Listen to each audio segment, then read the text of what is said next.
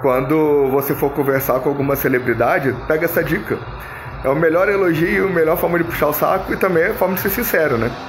Então você comparar essa celebridade com as bandas de rock and roll dos anos 60 até os anos 90. Por quê? Entre os anos 60 e anos 90, 60, 70, 80 e 90, foram os anos onde surgiram o que são hoje as grandes bandas, as bandas mais lendárias de rock and roll. E elas surgiram e ficaram pouco tempo tocando em lugares pequenos, barzinhos, pubs, underground, e logo elas já estavam tocando no estádio e enchendo o estádio, igual estão até hoje. E aí também, se a gente for parar pra pensar abrir um parênteses aqui, pensar nessa questão da era de ouro do rock and roll, né? Porque essas bandas, quantas dessas bandas que são famosonas são realmente famosas por serem boas ou por questões de contratos lá, de terem bons empresários e tal, né? Quanto que é marca, quanto que a gente acostuma a torcer por aquela banda igual torce para um time de futebol, sem ter uma lógica, sem ter uma razão, né? Porque se a gente parar pra pensar, quando a banda estava lá pequena, assinou o contrato com a gravadora, que a partir daquele momento que assinou o contrato que ficou famosa, ela pode ter ficado mais famosa por causa da gravadora do que pela própria qualidade dela. Agora, se ela já era famosa e aí a gravadora assinou o contrato com ela, aí é outra história. E também desde que a banda assinou o contrato e gravou os CDs lá, os discos, os LPs e tal, quantas vezes trocou algum membro por treta que deu entre eles, ou por algum membro ter morrido? Quantas vezes trocou de membro antes de assinar o contrato, depois que assinou o contrato, chegou a trocar de membro da banda, e trocando de membros da banda, teve influência no som da banda? Então a banda tem uma identidade sonora que, apesar que está mais na questão das letras e da harmonia da guitarra base, no caso, né, que estou falando de rock and roll exclusivamente, então o que pega mais é a bateria e guitarra base, então pega essa linha junto com a letra e tal, não que eu entenda muito de música também, mas enfim.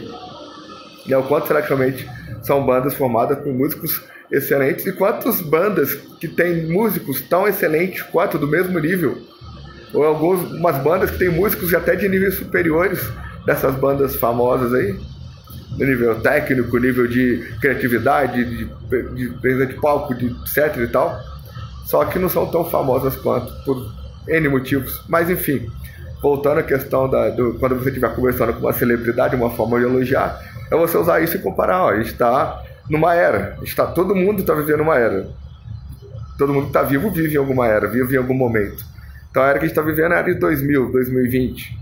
Então a gente pega assim, os anos 60, anos 70, anos 80, anos 90 foram rock and roll. Então assim, dos anos 90, anos 2000, 2010, 2020, é a era que era de ouro de qual gênero musical?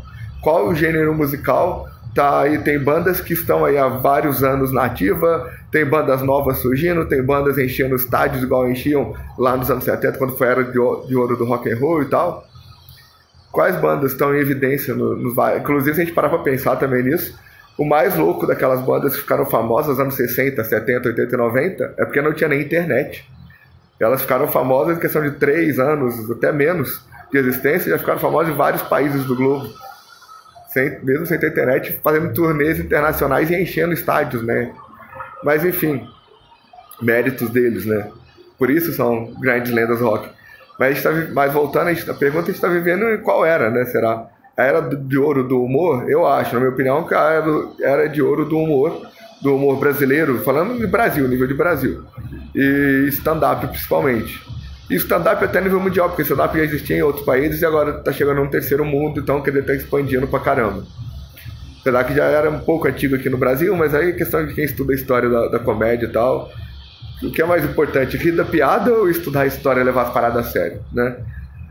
Mas, assim, então a gente está vivendo uma era que tem, usando como metáfora as bandas de rock lá dos anos 70, 80, que foram as grandes lendas, tem vários artistas agora na nossa era, vários humoristas, tem vários apresentadores, tem vários atores, atrizes, escritores, escultores, pintores, e outras profissões também, talvez, né? De médicos, advogados, pedreiros, motoristas, mas não sei se essas outras profissões são tão vangloriadas assim, mas enfim.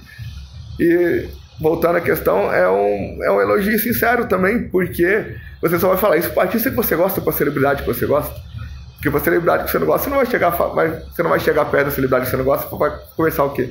Vou falar o quê? Você não gosta, você não tem interesse, né? Então você vai falar para que você gosta, que você acompanha ela tanto, você acha que ela